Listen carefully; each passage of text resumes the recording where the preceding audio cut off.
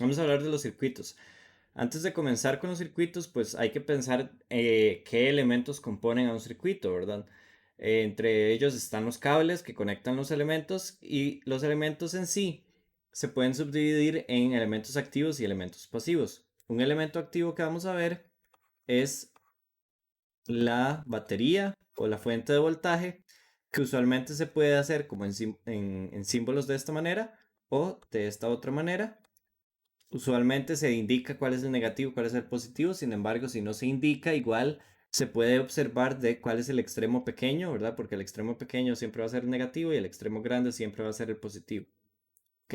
Entonces es una forma de diferenciarlos. Y se llaman elementos activos porque ellos son capaces de empujar las cargas de un lado para otro. Si tuviéramos un circuito, ¿verdad? Y lo conectamos a un bombillo,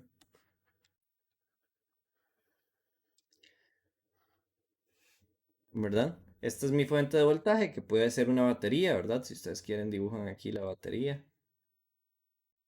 Pues lo que va a hacer la batería es mover los electrones, ¿verdad? Y por eso es que se llama fuerza electromotriz, ¿verdad? Porque fuerza mueve y motriz, ¿verdad? De movimiento y electrones. Entonces mueve los electrones de manera que pasen por el bombillo y después sigan hasta el otro extremo de la batería. Básicamente es como, imagínense que la batería es capaz de generar extra cargas en este punto, entonces las cargas extra que están aquí quieren llegar a este otro punto para balancearse. Pero de camino usted les pone obstáculos para que hagan trucos para nosotros, básicamente. Cuando ustedes les ponen un bombillo desde camino, pues las cargas se iban a mover de aquí hasta aquí sin que usted les dijera nada. Pero entonces usted aprovecha que ya tienen esa disposición a moverse para que empujen objetos en estas partes. Por ejemplo, en un bombillo lo que hay es una resistencia. Entonces en esa resistencia, cuando los electrones pasan, como es una resistencia y chocan contra ella, le transfieren energía y esa energía se vuelve eventualmente en energía lumínica, ¿verdad? Entonces, los elementos electrónicos básicamente y eléctricos básicamente eso es lo que hacen.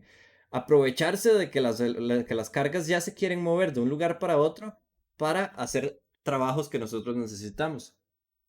Ahora bien, los elementos pasivos son dos. Los que vamos a ver son el otro se ve en física 3. Está la resistencia y el capacitor. ¿Ok? ¿Y por qué se llaman elementos pasivos? Porque vean que no tiene, contrario al elemento activo que tiene una terminal negativa y una terminal positiva, el elemento pasivo no tiene una terminal positiva ni una terminal negativa. Porque el elemento pasivo requiere de que pase una corriente por este para que funcione. Si pasa una corriente, pues lo que va a suceder es que cuando esta corriente pasa por la resistencia, aquí si hay cierto voltaje y aquí hay otro voltaje, llamémosle a este A y a este B, pues cuando pasa de este lado a este, el voltaje baja. ¿Por qué baja? Porque se pierde una parte de esa fuerza electromotriz pasando la resistencia. Entonces, a esto se le llama una caída de potencial. Similar para el capacitor, si yo calculo cuánto es el potencial de un extremo al otro, pues en este extremo va a haber más potencial que de este, entonces también se le llama una caída. Y las caídas de potencial, ¿verdad? Se les llama así a los elementos pasivos porque para poder pasar por un elemento pasivo las cargas, tienen que ceder parte de su potencial, ¿ok? Mientras que el elemento activo más bien da potencial a las cargas que pasan, ¿ok? Por la diferencia de potencial que tienen, promueven que las cargas se muevan, mientras que estas más bien hacen que las cargas pierdan su movilidad. ¿Ok? Como detalle final, ¿verdad? Podemos ver que el elemento activo, si yo calculo cuánto es la diferencia potencial de la terminal negativa a la terminal positiva, pues me va a dar positivo, porque el potencial final va a ser mayor que el negativo. Mientras que, y si yo voy en la otra dirección, va a ser lo contrario. Porque vamos a tener negativo, vamos a pasar de un lugar que es positivo a un lugar que es negativo, entonces vamos a perder potencial en ese sentido. Y los elementos pasivos también ocurre lo contrario. Si yo voy y mido el potencial que ocurre desde esta terminal a esta, pues como en esta terminal hay más potencial que en esta, vamos a tener un aumento del potencial, ¿verdad? Ahora veamos cómo funciona serie y paralelo para las resistencias, porque ya vimos cómo funcionaban capacitores. Y recapitulemos para que veamos cómo funcionan en capacitores. Si yo tenía en capacitores dos en paralelo, pues la capacitancia equivalente era igual a C1 más C2. Y si yo tenía dos capacitores en serie, pues la capacitancia equivalente se calculaba con esta ecuación. ¿Ok? Pero ahora con los resistores, ¿verdad? Vamos a ver que funcionan al revés. Si tenemos dos resistores en paralelo, y vale la pena discutir qué significa que dos cosas estén en paralelo, si yo entra una corriente por aquí, esta corriente se va a dividir porque aquí tiene dos opciones por donde irse, ¿verdad? Y después cuando llega a este lugar, la corriente retorna a un punto y sigue como junta. Entonces, básicamente los dos objetos están en paralelo cuando la carga que pasa por ellos es la división de una carga original, ¿verdad? Esta carga original se divide en dos y después se reúne, entonces estos dos objetos sí están en paralelo. Y pues para las que están en serie, pues noten que la carga nunca se divide, en ningún momento se dividió. La carga que entró aquí pasó por la resistencia y después pasó por esta resistencia y listo. No hubo ninguna división, entonces esa es la diferencia entre esos dos. Ahora bien, cuando dos objetos están en paralelo, el potencial que pasa por ellos es el mismo. Y la carga o la corriente que pasa por ellos ya dijimos que era la división de una carga original, ¿verdad? Entonces vamos a poner aquí que la carga total es igual a la carga que pase por el 1 y la carga que pase por el 2. ¿Ok? Y a este le vamos a llamar resistencia 2 y este resistencia 1. Cuando los objetos están en serie, tenemos que la diferencia de potencial total es igual a la diferencia de potencial en 1 más la diferencia de potencial en 2. Y la carga que pasa por ellos ya dijimos que era la misma porque en ningún momento se divide. Entonces, utilizando estas dos relaciones, podemos ver que, bueno, y utilizando la ley de Ohm, ¿verdad? Muy importante, podemos ver que en este caso, la corriente si la despejamos nos va a dar que es la diferencia de potencial entre la resistencia. Entonces tendríamos la diferencia de potencial en 1 entre la resistencia en 1 más la diferencia de potencial en 2 entre la resistencia en 2 es igual al I total, pero vimos que las diferencias de potencial son iguales, entonces podemos usar como factor común eso.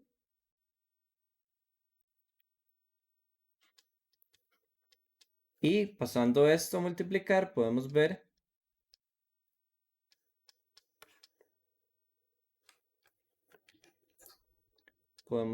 que, o más bien a dividir, ¿verdad? Me quedaría esto de aquí.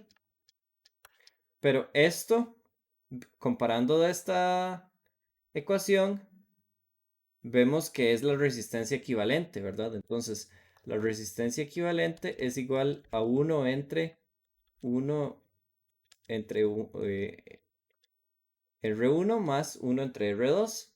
Y por tanto, la resistencia equivalente, ¿verdad? Elevando a la menos 1 a ambos lados, me queda igual a esto. Que noten que para paralelo se suman como se sumaba en serie las capacitancias. Y ahora, para este caso, ¿verdad? Vemos que las corrientes son iguales, entonces la diferencia de potencial total sería igual a I por R1 más I por R2. Sacando factor común I, vemos que la resistencia neta es igual a R1 más R2, entonces la resistencia equivalente es igual a R1 más R2 en serie. Entonces vean que cuando se suma en serie las resistencias, se suma como se sumaban en paralelo las capacitancias. Entonces, una forma de recordarlo muy bien es, son opuestos, ¿verdad? Cuando es en serie, las resistencias se suman algebraicamente, pero las capacitancias se suman sus recíprocos.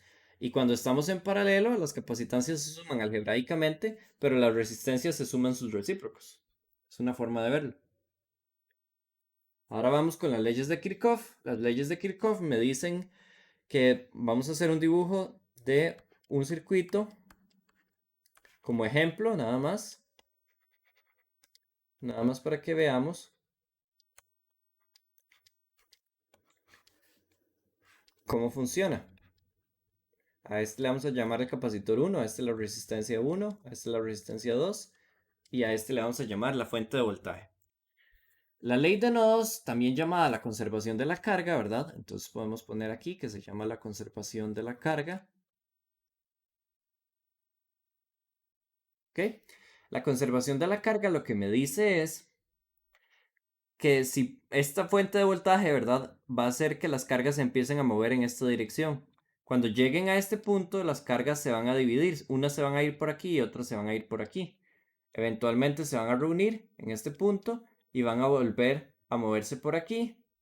Van a llegar al capacitor. El capacitor va a inducir una carga en este lugar y vuelven a fluir las cargas de nuevo hasta la batería. ¿Ok? Se puede nada más visualizar de esta manera. Si yo les pongo nombre, ¿verdad? A esta le puedo llamar la corriente 1, ¿verdad? Porque es de la que sale de la fuente, que se divide en la corriente 2 y la corriente 3. Cuando se reúnen, vuelve a ser la corriente 1, ¿verdad? Porque cuando usted vuelve a juntar las corrientes que una vez separó, debería ser la misma. Y por eso se llama la conservación de la carga. Porque la carga no se gasta por pasar aquí, se gasta su potencial, pero la carga no. Ok, entonces la carga llega por aquí, se reúne y vuelve a ser la misma carga que comenzó. Y eso es básicamente la esencia de la ley de nodos. La ley de nodos lo que me dice es que para cada nodo, ¿y qué es un nodo? Es un lugar donde se conecten tres líneas, ¿verdad? En el circuito. Para cada nodo, yo siempre voy a tener que las corrientes que entran son iguales que las corrientes que salen. Para este ejemplo, las corrientes que entran es I1 y las corrientes que salen de este nodo son I2 e I3. Podemos verlo como ejemplo también para este otro, para este nodo. Vemos que en este nodo entra más bien la corriente I2 y la corriente I3 y sale la corriente I1. Pero noten que esta ecuación y esta son la misma, ¿verdad? Entonces, la ecuación de nodos solo es necesario tomar el nodo de separación, no es necesario tomar el nodo de reunión, ¿verdad? Nada más ustedes necesitan un nodo. Y esta ecuación les permite despejar las corrientes, porque vean que es una ecuación que, si yo conociera la I2 y la I3, yo podría conocer I1, por decir algo. Ahora, la ley de mallas lo que me dice es, ¿verdad? Y vamos a ver este mismo circuito, que en un aro cerrado la diferencia de potencial tiene que ser cero. Entonces, veamos qué aros cerrados hay aquí. Y esto es como el juego mental de cuántos triángulos ves, ¿verdad? Porque uno llega y ve que aquí hay un aro, ¿verdad? Luego uno ve que aquí hay otro aro. Muy bien. Y finalmente uno ve que aquí hay otro aro, ¿verdad? O sea, cuenta también el aro que rodea estos dos aros. Muy bien. Entonces tenemos tres aros. Y lo que quiere decir la ley de mallas es que si yo llego y calculo cuánto es la diferencia de potencial en todos los elementos a lo largo de este aro, me tiene que dar cero. Sumatoria de fuerzas electromotrices igual cero, ¿verdad? Similar a como sumatoria de fuerzas eran igual cero en estática, es algo parecido. Entonces, para hacer un ejemplo, hagamos el aro, este aro, ¿verdad? Entonces, para hacerlo, uno empieza desde una esquina y uno se mueve, ojalá, en la dirección, en la dirección de la carga, ¿verdad? Uno puede moverse a favor, contra las manecillas del reloj o a favor de las manecillas del reloj, no importa. Yo voy a irme en esta dirección y cuando me voy en esta dirección me topo con un elemento activo de negativo a positivo, entonces es positivo. Luego sigo por mi aro hasta que me encuentre algo más y aquí me encuentro una resistencia. Me encuentro una resistencia junto en la dirección de la corriente, entonces obviamente aquí va a haber más potencial que aquí, porque cuando la corriente pasa pierde su potencial por haber pasado por una resistencia. Entonces es una pérdida de potencial, sería I3 por la resistencia 1, ¿verdad? Porque la corriente que pasa por esta resistencia es la I3. y la resistencia se llama R1. Y, ¿verdad? Cuando ustedes ven la diferencia potencial en un resistor, ¿verdad? Recuerden que siempre se usa esta fórmula. Continuemos. Vamos por aquí, vamos por aquí, vamos por aquí. Y aquí me encuentro con un capacitor. De nuevo, como voy en la dirección de la carga, aquí va a haber más potencial que aquí. Entonces se pierde, ¿verdad? Entonces sería negativo. Pero la diferencia potencial en un capacitor era Q entre C en valor absoluto. Entonces aquí vamos a poner Q. Y como esta es la corriente 1, entonces le vamos a llamar Q1 entre C. Sigo y llego al punto donde comencé, entonces ya puedo decir igual 0. Y vean que esta ecuación me permite despejar I3, por ejemplo. Si yo llegara y, por ejemplo, utilizara esta otra, ¿verdad? Entonces yo empiezo desde aquí, me voy por aquí, me encuentro con este, ¿verdad? Entonces me encuentro con este resistencia, voy junto a la dirección de la corriente, entonces va a haber más potencial aquí que aquí, entonces voy a perder potencial. Entonces sería menos I2 por R2. Continúo. Voy por aquí, me topo con la resistencia, pero noten que ahora me topé con la resistencia en la dirección opuesta a la corriente. Entonces, como me voy en la dirección opuesta a la corriente, ¿verdad? Recuerden que aquí hay más potencial que aquí. Entonces, como voy en esa dirección, gano potencial. Entonces sería más I3 por R1. Y después yo regreso al inicio y puedo decir que esto es igual a 0. Y vean que si yo conociera cuánto vale epsilon 0 y las resistencias y las capacitancias, yo sería capaz de eventualmente resolver este sistema, ¿verdad? ¿Ok? Es una forma de resolverlo. Sin embargo, hay un ligero problema, porque vean que aquí tengo otra variable, Q. Y entonces tendría tres variables, I2, I3, I1, pero también Q1. ¿Cómo arreglo eso? Bueno, pues eso se arregla de esta manera. Recordemos que la carga, ¿verdad? Su derivada es la corriente. ¿Ok? Entonces, como la carga, su derivada es la corriente, entonces si tenemos un circuito como el anterior que tenía combinación de resistencias y capacitancias, vamos a tener que enfrentar una ecuación diferencial. Entonces dibujemos el circuito con una capacitancia y una resistencia R, C y epsilon. Cuando hacemos la malla, noten que aquí no hay nodos, entonces no es necesario hacer nodos porque no hay en ningún momento tres o más líneas que se conectan. Yo voy por aquí, ¿verdad? Me encuentro con esto, me lo encuentro en la dirección positiva, ¿verdad? Por ser activo. Luego voy por aquí. Yo asumo que la corriente va a moverse en esta dirección porque va a moverse junto al componente activo. Entonces yo digo eso, ¿verdad? Y puedo decir que aquí sería Q entre C. Sigo por aquí y aquí de nuevo voy junto a la corriente, entonces pierdo y sería I por R igual a 0, ¿verdad? Pero recordemos que I es la derivada de Q. Entonces vamos a tener R, voy a pasarlo al frente, y la derivada de Q. Esto es una ecuación diferencial, ¿ok? Porque vean que involucra la derivada y Q. Entonces, como ya sabemos que Q tiene una derivada, tiene que ser una función.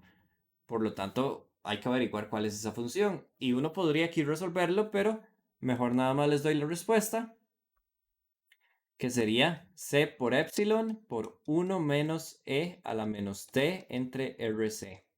Y si ustedes derivan esto una vez y lo sustituyen aquí, van a ver que les va a dar lo que tiene que dar. Muy bien. Si ustedes quieren, ¿verdad? La corriente, nada más derivan Q. Y la derivada de esto, ¿verdad? Esto sale de la derivada. La derivada de lo de adentro sería E a la menos T entre RC. El negativo se va por el negativo que tiene esto por 1 entre RC, ¿verdad? La derivada de lo de arriba. Y pues esto me da epsilon entre R E a la menos T entre RC. Ahora, detalles a notar. Noten que esto es un exponencial negativo, entonces empieza en 1 y termina en 0. Por lo tanto, Q máximo es igual a C por epsilon. Y vean que esto es un exponencial negativo que también empieza en 1, entonces el I máximo sería igual a epsilon entre R. ¿Ok? Otro detalle muy importante, noten este RC. ¿Qué es ese RC? Ese RC se le llama la constante de tiempo. La constante de tiempo no me dice cuánto tarda en cargarse, pero sí me da una idea de qué tanto va a tardar. Porque, por ejemplo, cuando pasa una constante de tiempo, ¿verdad? Y vamos a venir aquí. Cuando pasa una constante de tiempo, vamos a tener que Q es igual. Ya vimos que Q máximo es eso. Entonces Q máximo por 1 menos. Y cuando pasa una constante de tiempo, esto sería E a la menos 1. Este factorcito de aquí da. Y pueden comprobar con sus calculadoras, ¿verdad? Que eso da 0.63. O sea, 63%. Lo que me dice la constante de tiempo es que en una constante de tiempo se carga un 63%.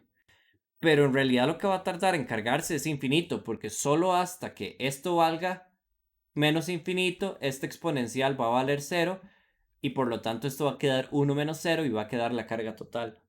Eso es porque conforme se va cargando el capacitor, ¿verdad? Conforme va entrando la carga al capacitor, cada vez va siendo más difícil meter nuevas cargas al capacitor porque cada vez hay menos espacio. Entonces, cada vez va a tomar más tiempo poder introducir nuevas cargas y por eso es que nunca se logra cargar por completo. Porque aunque dura una constante de tiempo cargarse al 63%, para dos constantes de tiempo, ¿verdad? Va a cargarse al 86%. ¿Verdad? Y en tres constantes de tiempo va a cargarse al 95%. Y ya después del 95% ya va a tardar mucho en cargarse, ¿verdad? Entonces, esa es como la idea, el concepto, ¿verdad? De la constante de tiempo. No, la constante de tiempo no me dice cuánto se tarda en cargar, me dice me dice una idea aproximada de cuánto voy a tener yo que esperar para que se cargue a cierto porcentaje. ¿Ok?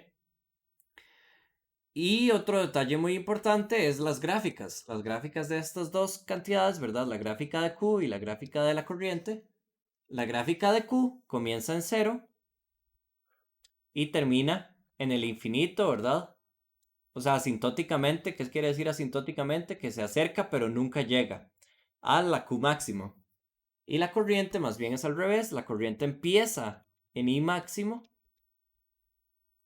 y termina cada vez siendo menos y menos y menos y menos. Y es por eso mismo, porque conforme va pasando el tiempo, el capacitor se va llenando. Y conforme se va llenando, cada vez hay menos movimiento de cargas porque cada vez hay menos espacio para mover las cargas. Entonces la corriente disminuye conforme se va cargando.